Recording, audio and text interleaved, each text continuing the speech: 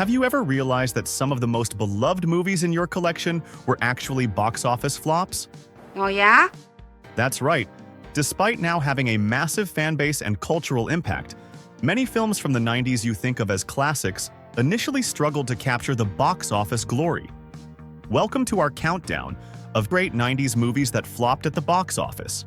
Our first stop, The Shawshank Redemption, paints a soulful portrait of friendship and resilience within the confines of Shawshank Prison. Based on a novella by Stephen King and directed by Frank Darabont, the film's exquisite narrative and strong performances, especially from Tim Robbins and Morgan Freeman, have made it one of the most revered films ever. Why did such a masterpiece underperform? Competition might have been the key factor.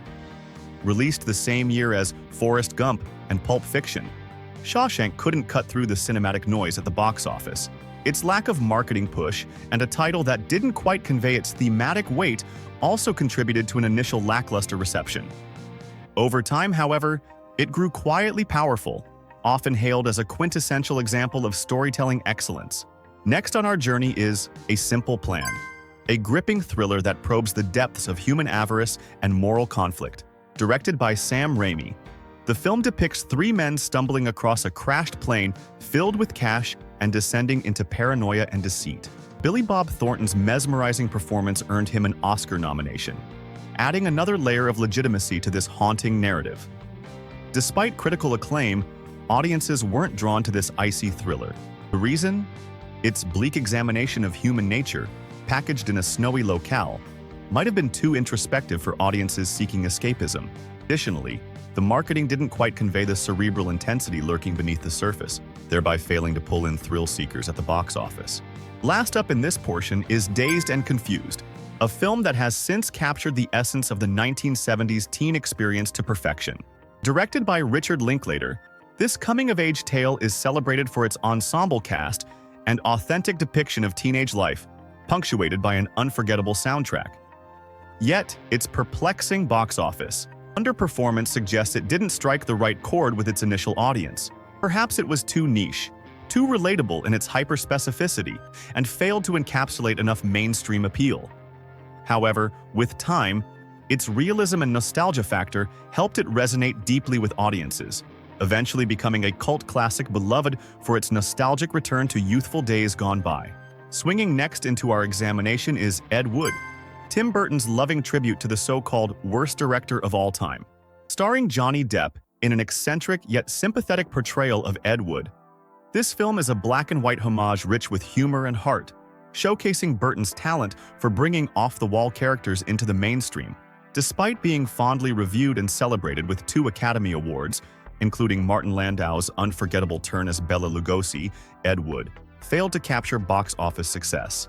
The appeal of a niche storyline focused on a notoriously infamous real-life figure might have been too narrow for wider audiences. Coupled with the film's bold stylistic choices, it didn't hit mainstream stride, although it remains a cherished piece of cinema for fans and critics alike.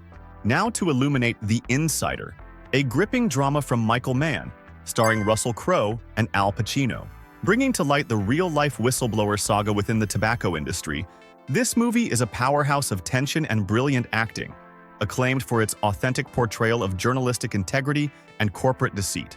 Despite critical praise and multiple Oscar nominations, The Insider struggled to attract the masses. Its dense subject matter and 2.5-hour runtime may have played a role in turning away audiences in search of lighter entertainment. Additionally, it contended with a competitive release period, facing stiff competition that overshadowed its critical merits at the box office. Redirecting to True Romance, a film penned by Quentin Tarantino and directed by Tony Scott, blending thrilling action with remarkable storytelling. With standout performances from Christian Slater and Patricia Arquette, and a style brimming with Tarantino's trademark flair, it offered a roller coaster ride of romance turned chaotic. This film's initial box office failure contrasts sharply with its subsequent celebratory standing. The reason includes its marketing that did not fully capture the unique Tarantino-esque intricacies or allure. Coupled with early 90s market constraints, its unusual blend of genres might have bewildered audiences then, but given time, its rich narratives and dynamic characters have secured its esteemed cult status. Rolling into our next feature is The Iron Giant, an animated masterpiece directed by Brad Bird. This heartwarming tale combines advanced animation techniques with a touching narrative about an unlikely friendship set during the Cold War. Voiced by Vin Diesel and others, the film was lush with emotion and profound messages that resonated with audiences of all ages. Inexplicably, the Iron Giant floundered at the box office. A melange of poor marketing, a mismatch in target audience, and a general misunderstanding of its core appeal contributed to its initial downfall.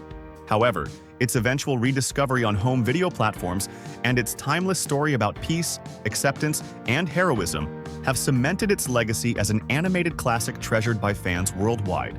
Next, we delve into Bottle Rocket, Wes Anderson's charming entry into feature filmmaking. This quirky caper comedy introduces Anderson's distinctive narrative voice and visual style, with Owen and Luke Wilson adding authenticity and charm to the film's endearing tone. Its subtle humor and unconventional plot were embryonic signals of Anderson's budding auteurship. Yet, despite Anderson's future success, Bottle Rocket failed to make an impact at the box office. The offbeat humor and narrative subtleties didn't immediately click with mainstream audiences, sailing below the radar amidst bigger budget productions. Over time, however, its unique warmth and whimsy gained a dedicated following, marking it as a hidden gem in Anderson's illustrious filmography. Capping off our exploration is Fight Club, David Fincher's visceral adaptation of Chuck Palahniuk's novel. Led by electrifying performances from Brad Pitt and Edward Norton, the film struck chord after chord with its commentary on consumerism and identity, delivering an unforgettable cinematic punch. Despite its controversial allure and star power, Fight Club was boxed into a corner upon release. Marketing that failed to capture its deeper philosophical musings, coupled with misinterpretation as mere violence and chaos, led to its lackluster box office results. Nonetheless, the film later flourished in cult status, with audiences growing to appreciate its thought-provoking examination of modern existence. If you enjoyed uncovering the secrets behind these 90s cinematic gems, don't forget to subscribe to our channel for more deep dives into the fascinating world of film. Join us next time for more compelling stories from the world of cinema.